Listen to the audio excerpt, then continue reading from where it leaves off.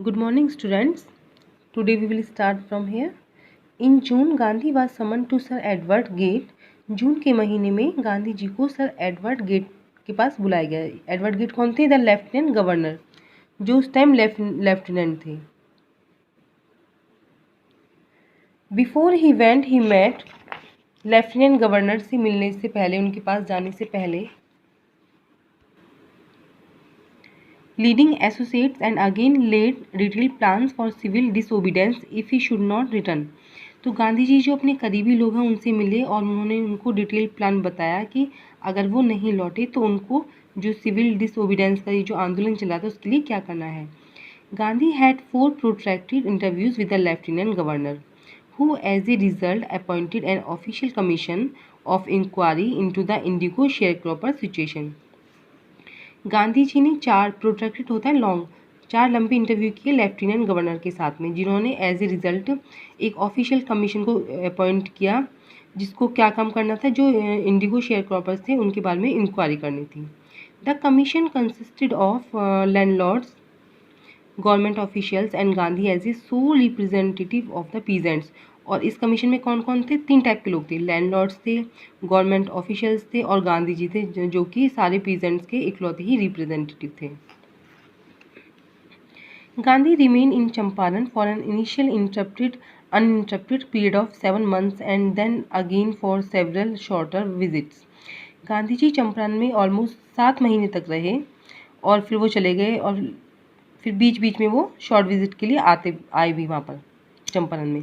The visit undertaken casually on the entreaty of an unlettered peasant in the expressions that it would last a few days occupied almost a year of Gandhi's life.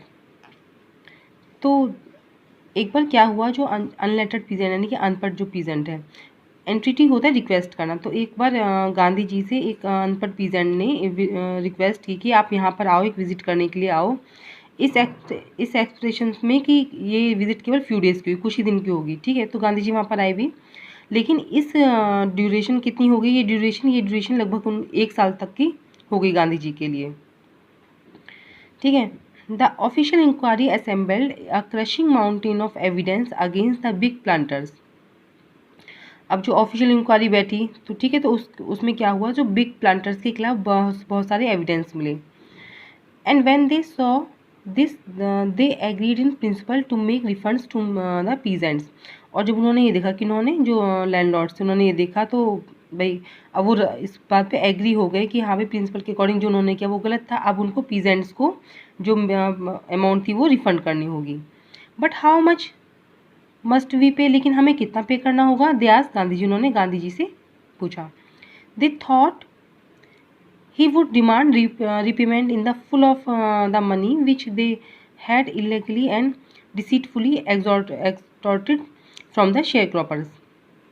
अब उन्होंने सोचा कि उन्होंने landlords ने, planters ने सोचा कि अब गांधी जी तो भाई उसमें रिफंड में मतलब कि पूरा मनी मांगेंगे कि वो तो ये बोलेंगे कि पूरी पेमेंट हमारी रिफंड करो आप, जो कि इलीगली और धोखेबाजी से उन्होंने शेयर क्रॉपर से ली थी।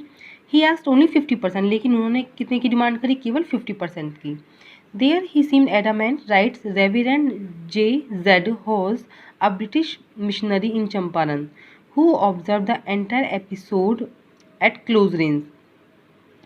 अब ये जो थे सम्मानीय रेवरेंड जो J.Z. Hose थे, अब ब्रिटिश मिशनरी होता है जो इसका ईसाई धर्म का जो प्रचार करते हैं। ठीक है, तो ये चंपारण में थे उस टाइम और इन्होंने बहुत ही डीपली इस चीज़ को ऑब्जर्व किया था कि वहाँ पे उस टाइम क्या चल रहा था। तो वो लिखते हैं कि भाई वो जो गांधी जी थे वो बहुत एडामेंट दिखे, यानी कि वो बिल्कुल भी 50% से आगे पीछे नहीं होंगे। Thinking probably that he would not give away the representative of the planters offer to refund to the extent of 25%। अभी सब सोच के तो, लेकिन तभी उन्होंने जो प्लांटर्स के रिप्रेजेंटेटिव थे उन्होंने ये कहा कि चलो ठीक है, हम तुमको, गांधी जी से उन्होंने कहा कि हम 25% तक रिफंड कर देंगे। And to his amazement mister Gandhi took him at his words. और लेकिन ये उनके लिए बहुत सरप्राइजिंग था कि जो गांधी जी थे उन्होंने इस चीज़ को एक्सेप्ट कर लिया था, उन्होंने उनकी बात मान ली थी। दस ब्रेकिंग द डेडलॉक, और इस तरीके से जो डेडलॉक था शेयर क्रॉपर्स और प्लांटर्स के बीच वो टूट गया था, यानी कि जो ये मैटर था इसका सेटलमेंट हो गया था। This settlement was adopted unanimously by the commission. ये जो सेटलमेंट था ये सर्वसम्मति से इसको एक्सेप्ट कर लिया गया था। ठीक है। Gandhi explained that the amount of the refund was less important than the fact that the landlords had been obliged to surrender part of the money and with it. Gandhi ji ने बताया, एक्सप्लेन किया कि जो अमाउंट था ना रिफंड की वो उनके लिए इतनी इंपॉर्टेंट नहीं थी जितना कि ये चीज़ इंपॉर्टेंट थी कि लैंडलॉर्ड्स ने उनके सामने जो मनी को सरेंडर कर दिया और अपने प्रेस्टीज को भी, यानी कि अपने आत्मसम्मान को भी एक तरफ रख दिया पीजेंट्स के सामने। ठीक है। Therefore, as far as the peasants were concerned, the planters had behaved as lords above the law. और जहाँ तक पीजेंट्स की बात है, जो कि प्लांटर्स उनके जिन्होंने प्लांटर्स ने कैसा बिहेव किया था उनके साथ में, बहुत ही मतलब लॉ से भी ऊपर उन्होंने उनके साथ में बिहेव किया था, बहुत एटीट्यूड वाला। नाउ द पीजेंट्स, लेकिन अब पीजेंट्स ने भी देखा कि दैट ही हैड राइट्स, कि उनके पास भी अधिकार है, एंड डिफेंडर्स, और उन अधिकारों को बचाने वाला भी कोई है।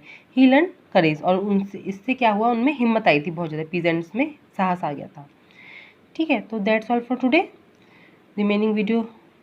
remaining part of this lesson we will do in next video. Thank you.